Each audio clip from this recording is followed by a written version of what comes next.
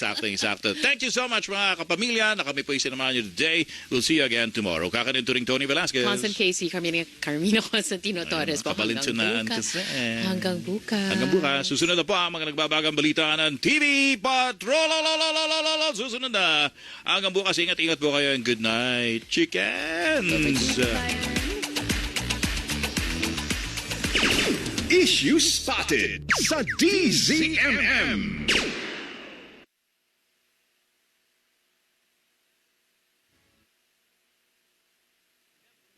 Salisigang.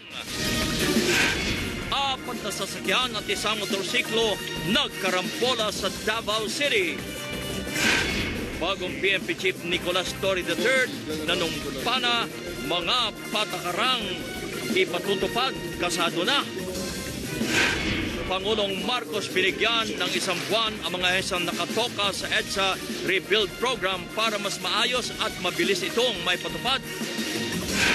Dating artista na si Lindsay Custodio nagsampa ng reklamo laban sa dating mister dahil lang sa mga pinagdadaanan ng munong pang-abuso. At Nations Girl Group Bini lumahok sa pinakamalaking pagdiriwang ng Philippine Independence Day sa Amerika.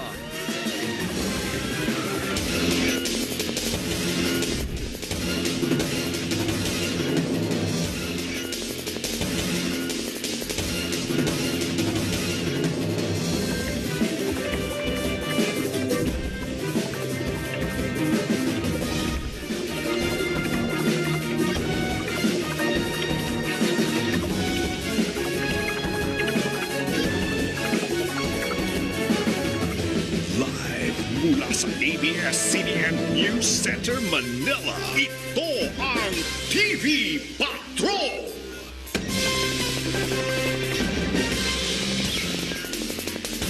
Magandang gabi, bayan!